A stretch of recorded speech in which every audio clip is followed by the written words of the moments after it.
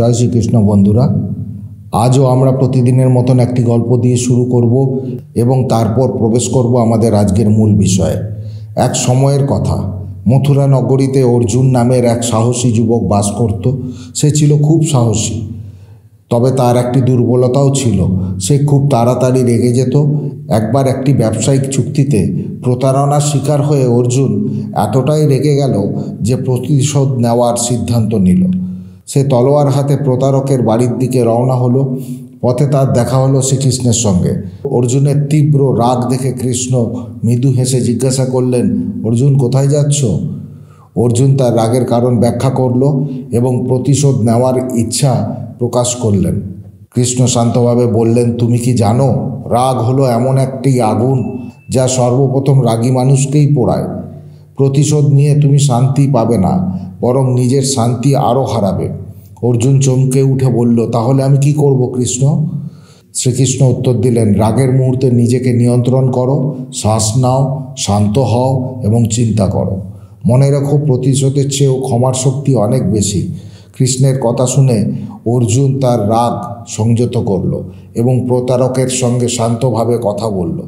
তার আচরণে প্রতারক লজ্জিত হয়ে ভুল স্বীকার করল এবং অর্জুনের ক্ষতি পূরণ করল।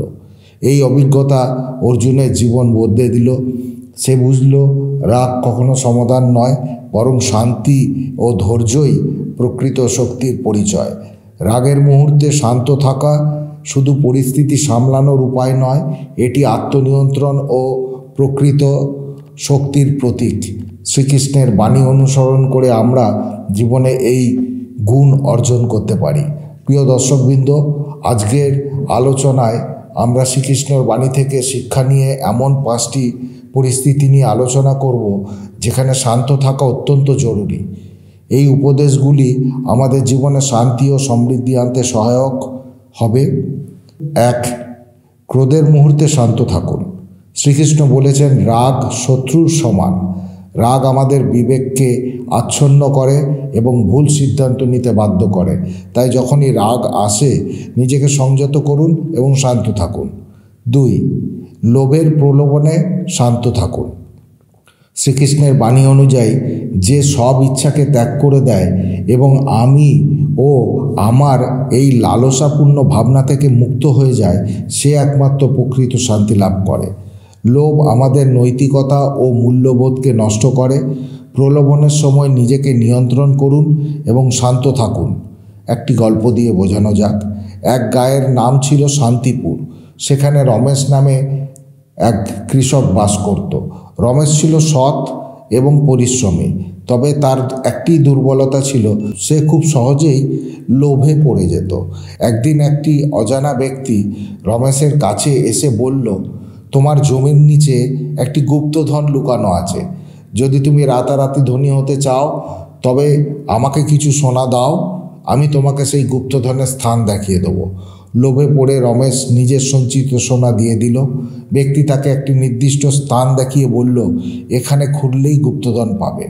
রমেশ দিন রাত পরিশ্রম করে মাটি খুঁড়তে লাগলো, কিন্তু দিনের পর দিন পার হয়ে গেল এবং গুপ্তধনের কোনো চিহ্নই পাওয়া গেল না। একদিন ক্লান্ত ও হতাশ হয়ে রমেশ শ্রীকৃষ্ণর মন্দিরে গেল।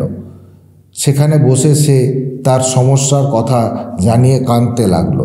শ্রীকৃষ্ণের মূর্তি যেন তার মনে কথা বলল, লোভ মানুষকে অন্ধকার করে দেয়, সত্যকে বোঝার ক্ষমতা কেড়ে নেয়। তুমি কেন নিজের পরিশ্রমের ফলের উপর সন্তুষ্ট হতে পারো না? লোভ ত্যাগ করো এবং শান্ত হও। রমেশ মনে মনে উপলব্ধি করল যে সে নিজের লোভের কারণে তার সঞ্চয় এবং শান্তি হারিয়েছে। সে ঠিক করল আর কখনো লোভের প্রলোভনে পা দেবেন না। পরবর্তীতে রমেশ পরিশ্রম ও সততার মাধ্যমে তার জীবন আবার গড়ে তুলল, আর সে কখনোই অন্যের প্রলোভনে ভুল করেননি। লোভ মানুষের জীবনে অশান্তি নিয়ে আসে। শ্রীকৃষ্ণের শিক্ষা আমাদের বলে, লোভের প্রলোভনে পড়া মানেই নিজের শান্তি ও সুখ নষ্ট করা। তাই লোভ ত্যাগ করে শান্ত থাকা অত্যন্ত জরুরি। 3. ভয়ের পরিস্থিতিতে শান্ত থাকুন। শ্রীকৃষ্ণ বলেছেন, যদি কোনো ঘটনায় মানুষ ভয়প্রাপ্ত হয়, তবে তার পরাজয়ই হয়। ভয় আমাদের মনকে দুর্বল করে এবং সঠিক সিদ্ধান্ত নিতে বাধা দেয়। ভয়ের মুহূর্তে ধৈর্য ধারণ করুন এবং শান্ত থাকুন। একটি গল্প দিয়ে বোঝানো যাক বন্ধুরা। এক গ্রামে বাস করতেন সুধা নামে এক যুবতী। তিনি ছিলেন ভীষণ ভীতু, ছোটোখাটো ঘটনাতেও আতঙ্কিত হয়ে পড়তেন। একদিন গ্রামের পাশে জঙ্গলে হারিয়ে গেলেন সুধার ছোট ভাই রাহুল।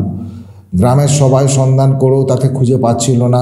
সুধা ভয়ে কাঁপছিল, কিন্তু ভাইয়ের প্রতি ভালোবাসা তাকে জঙ্গলে প্রবেশ করতে প্রেরণা দিল। জঙ্গলে ঢুকে সুধা অনুভব করলেন ভয় তাকে দুর্বল করে দিচ্ছে। তিনি শ্রীকৃষ্ণের কথা স্মরণ করলেন। যে ব্যক্তি ভয়, রাগ এবং আসক্তি থেকে মুক্ত, সেই স্থিতপ্রজ্ঞ। তিনি নিজেকে শান্ত করলেন এবং মনকে স্থির রাখার চেষ্টা করলেন। শান্ত মন দিয়ে তিনি রাহুলের নাম ধরে ডাকতে লাগলেন। কিছুক্ষণ পর দূর থেকে রাহুলের কণ্ঠস্বর শুনতে পেলেন। তিনি দ্রুত সেখানে গিয়ে দেখলেন রাহুল একটি গাছের নিচে বসে কাঁদছে। সুধা তাকে সান্ত্বনা দিয়ে বাড়ি নিয়ে এলেন। এই অভিজ্ঞতা সুধাকে শিখিয়েছিল ভয়ের মুহূর্তে শান্ত থাকা কতটা গুরুত্বপূর্ণ। শ্রীকৃষ্ণের বাণী তাকে ভয় জয় করতে সহায়তা করেছিল। ভয়ের পরিস্থিতিতে শান্ত থাকা এবং মনকে স্থির রাখা আমাদের সঠিক সিদ্ধান্ত নিতে সহায়তা করে। শ্রীকৃষ্ণের উপদেশ আমাদের এই গুণ অর্জনের পথপ্রদর্শক। 4. দুঃখের সময় শান্ত থাকুন। শ্রীকৃষ্ণের উপদেশ, অতীত এবং ভবিষ্যতের চিন্তা করা উচিত নয়, বর্তমানে বাঁচতে শেখো। দুঃখের সময় অতীতের ভুল বা ভবিষ্যতের চিন্তা না করে বর্তমানকে গ্রহণ করুন এবং শান্ত থাকুন।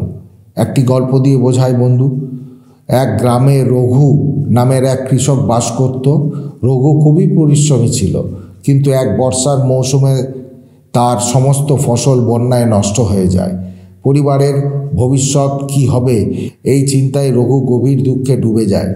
একদিন গ্রামের মন্দিরে গিয়ে রঘু শ্রীকৃষ্ণের মূর্তির সামনে বসে কাঁদতে শুরু করলো। সে বলল, হে কৃষ্ণ, কেন আমার জীবনে এত কষ্ট? আমি এত পরিশ্রম করি, তবু সব কিছু হারিয়ে ফেলি।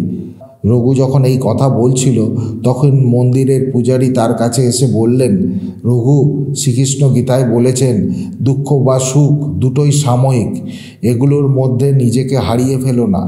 ধৈর্য ধরো এবং মনে রেখো, সময় সব কিছু বদলে দেয়। সময় বড়ই বলবান হয়ে থাকে। পূজারীর এই কথা শুনে রঘু মনে মনে দৃঢ় সংকল্প করল সে আর ভেঙে পড়বে না। সে নিজেকে শান্ত রাখল এবং নতুন উদ্যমে কাজ শুরু করল। প্রতিবেশীর সাহায্যে সে আবার ফসল ফলাতে শুরু করল। কয়েক মাস পর তার জমি সোনার মতো শস্যে ভরে উঠল। রঘু উপলব্ধি করল দুঃখের সময় শান্ত থাকা এবং ধৈর্য করে কাজ চালিয়ে যাওয়াই জীবনের একমাত্র মন্ত্র। দুঃখের সময় নিজেকে শান্ত রাখা এবং ধৈর্য ধারণ করা আমাদের জীবনের সমস্যা সমাধানের সাহায্য করে। শ্রীকৃষ্ণের এই শিক্ষা আমাদের মনে করিয়ে দেয় প্রতিকূলতায় শান্ত থাকা আমাদের শক্তিকে বৃদ্ধি করে। 5. অপমানের মুহূর্তে শান্ত থাকুন বন্ধুরা। শ্রীকৃষ্ণের বাণী অনুযায়ী যে ব্যক্তি নিজের মনকে নিয়ন্ত্রণ করতে পারে না, তার জন্য তার মনই শত্রুর সমান। অপমানের সময় প্রতিক্রিয়া না দেখিয়ে নিজেকে নিয়ন্ত্রণ করুন এবং শান্ত থাকুন। একটি গল্প দিয়ে বোঝায়। এক সময়ের কথা, দিলীপ নামের এক যুবক ছিল, যিনি তার গ্রামে খুবই সম্মানিত ছিলেন। তিনি পরিশ্রমী ও সদালাপী ছিল, তবে তার মধ্যে একটি দুর্বলতাও ছিল, অপমান সহ্য করতে পারতেন না। একদিন গ্রামে এক উৎসবে দিলীপের সম্মানজনক অবস্থান ছিল। সেদিন এক ব্যক্তি তার সামনে এসে তাকে অপমানিত করার চেষ্টা করল। সে ব্যক্তির কথায় দিলীপ অত্যন্ত আহত হলো এবং নিজের রাগকে আটকে রাখতে পারল না। সে তৎক্ষণাৎ প্রতিশোধ নেবার কথা চিন্তা করতে শুরু করলো। তখন এক বৃদ্ধ ব্যক্তি, যিনি গ্রামের মধ্যে অত্যন্ত সম্মানিত ছিলেন, দিলীপের কাছে এসে তাকে শান্ত করতে চাইলেন। তিনি বললেন, তুমি শ্রীকৃষ্ণের বাণী কখনো শোনোনি? তিনি বলেন, যে ব্যক্তি অন্যদের অপমান সহ্য করতে পারে সে প্রকৃত শক্তিশালী। অপমানের প্রতিক্রিয়া শুধুমাত্র আমাদের ভেতরকার শান্তিকেই নষ্ট করে। দিলীপ একটু থমকালেন, তারপর বৃদ্ধের কথা ভাবতে শুরু করলেন। তিনি স্মরণ করলেন শ্রীকৃষ্ণের গীতার সেই উপদেশ, যেখানে কৃষ্ণ বলেছেন, যে ব্যক্তি আঘাত এবং অপমান সহ্য করতে পারে সে সত্যিকার অর্থে শান্তিপূর্ণ ও শক্তিশালী। দিলীপ সিদ্ধান্ত নিলেন অপমানের মুহূর্তে তার প্রতিক্রিয়া হবে শান্তি এবং সহানুভূতির মাধ্যমে। তিনি কোনো উত্তরের বদলে চুপচাপ ছিলেন এবং গভীর নিঃশ্বাস নিয়ে নিজের মনে শান্তি খুঁজে পেলেন। অপমানকারী ব্যক্তি কিছুক্ষণ পরেই অনুতপ্ত হয়ে দিলীপের কাছে এসে ক্ষমা প্রার্থনা করল। এই অভিজ্ঞতা দিলীপের জীবনে এক বড় শিক্ষা হয়ে রইল। তিনি বুঝতে পারলেন অপমানের মুহূর্তে শান্ত থাকা আসল শক্তির পরিচয়। অপমানের মুহূর্তে শান্ত থাকা এবং নিজের আত্মবিশ্বাস ধরে রাখা শ্রীকৃষ্ণের শিক্ষা অনুযায়ী সত্যিকারের শক্তির পরিচয়। এমন পরিস্থিতিতে আমাদের প্রতিক্রিয়া যদি শান্তিপূর্ণ হয় তা আমাদের মনের শান্তি এবং আত্মমর্যাদাকে বজায় রাখে। এই 5টি পরিস্থিতিতে বন্ধু শান্ত থাকার মাধ্যমে আমরা শ্রীকৃষ্ণের বাণীকে জীবনে প্রয়োগ করতে পারি এবং সত্যিকারের শান্তি ও সমৃদ্ধি লাভ করতে পারি। বন্ধুরা, ভিডিওটি ভালো লাগলে লাইক, শেয়ার এবং সাবস্ক্রাইব করবেন এবং কমেন্টে জয় শ্রীকৃষ্ণ লিখতে ভুলবেন না। শ্রীকৃষ্ণের আশীর্বাদ সর্বদা আপনাদের উপর বিরাজিত থাকুক। জয় শ্রী রাধে, জয় শ্রীকৃষ্ণ।